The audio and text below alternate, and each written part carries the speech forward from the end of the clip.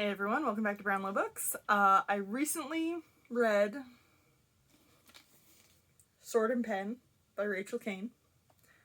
It is the fifth and final book in the Great Library series that she writes. So I think it's kind of weird to be reviewing just the fifth book, so I'm going to talk about all of the books together as one, and then just a little bit about this one. So, it is a young adult fantasy series. I guess, yeah.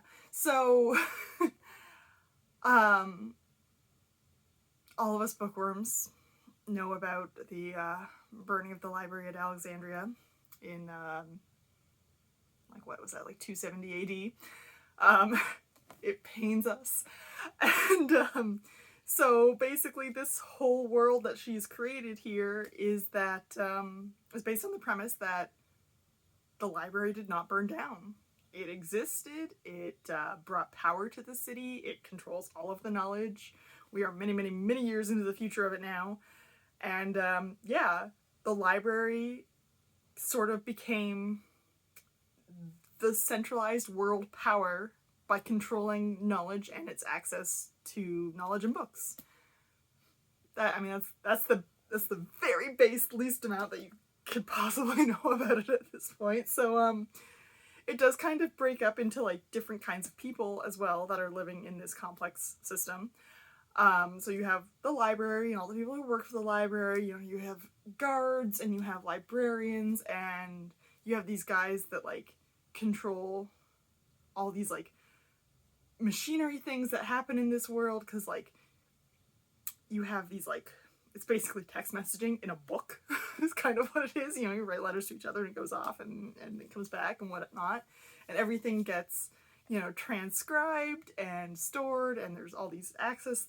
Yeah, it's a very complex system that I cannot get into, but you learn so much about it reading, and it's really cool world building about that. You have other people who are book smugglers, basically. They, the seedy underworld of gang activity regarding books. You have burners who are fuck the library,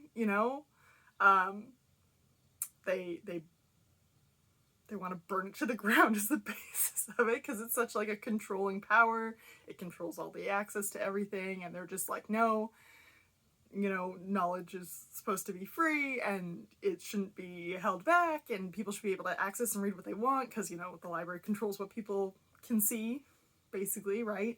So it's really nice world building in this book. I really enjoy it. Everything has that kind of nice Egyptian vibe to it, but at the same time it is this global community. There's libraries in other cities, but they all come back to the one in Alexandria, and in Alexandria all of the people are from all over the fucking world. So and it's just so evident in their names. It never really has to be said. They never have to describe them. It's just oh, this person's definitely Japanese. Oh, this person comes from South Africa. This person's from England. Really, the only people you won't get at the library in Alexandria is, Americans, because it's a burner nation. Yeah, there's a whole book set in America. Most of the rest of them are set elsewhere, European and Africa, and it's so complex and lovely. And I know, if you've been around, I'm not huge into fantasy. I don't know, I'm learning, I'm getting there, but taking on big book series is not quite for me. I'm varying interest, so for me to finish all 5 of them, it did take me a while, I'll admit that. But yeah, it's just so lovely. And so the predominant amount of people that we follow through all of the books are this group of 6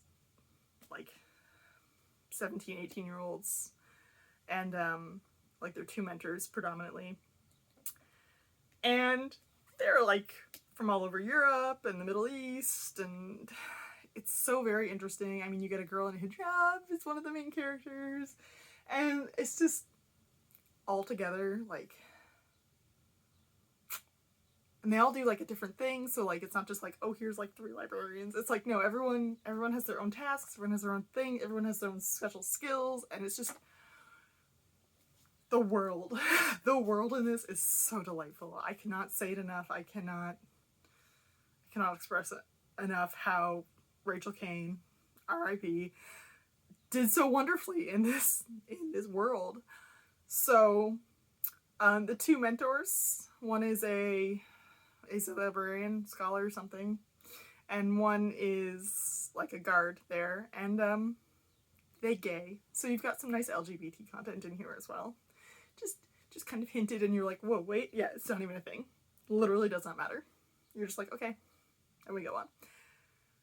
So like, you've got your queer content, you've got your nice diversity, and really at the be-all end-all of it is, you know, is finding a family that is for you. People who are like you, and also different from you. So, I mean, altogether, I cannot recommend it enough.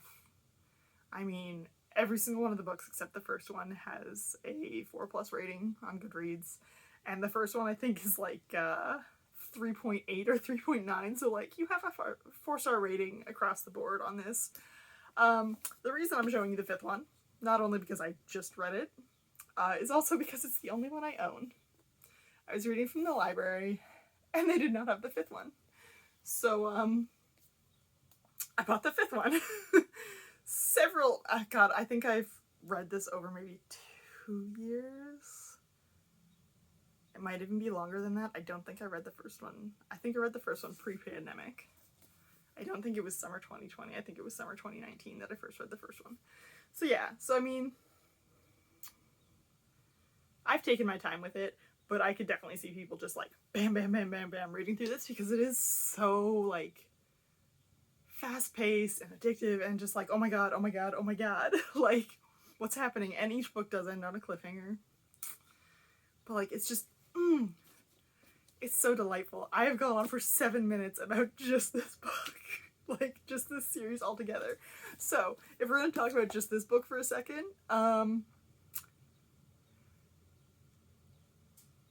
don't know why Jess became a whiny little bitch, emo boy in this one. Like, I'm like, do I not remember him from the last ones? Have my taste changed? What's happening? I was like, but no, I feel like he was being like very whiny and morose, and I'm like, yeah, your brother just died, calm down. Like, spoiler. But I also feel like maybe this one's a touch more violent and gruesome than last one. Like, I get it, you're fighting a war. This one is like the end-all be-all of all of it, and like, we're trying to change the library here, right? Because, you know, a life is worth more than a book, as the Burners would say, and then the library would be like, knowledge is all, and then in the middle you've got people just like, what the fuck? No, neither of these are right. Which is our protagonists, all 8 of them. So, I mean, it doesn't grow the way that Harry Potter does, where like each book gets progressively more like, gets, you know, bigger and more complex and, you know, darker. It is pretty, as the way you go, it's pretty much the same size, it's got your same people, it's got the same pacing. It's really nice to just, I mean, it's a nice light fantasy, I guess I would call it. So if you're like, I need a little break, or you're like, I want to try something new, either way, it's kind of like right in that middle of like, oh, I can suspend my disbelief and like read this, because how interesting is what they're doing here? So yeah, so many cool things about it. If you're into fantasy, if you want to try out fantasy, this is a good way to go. That's all I gotta say about it. Hearty thumbs up. Don't forget to like and subscribe, and I will see you next time.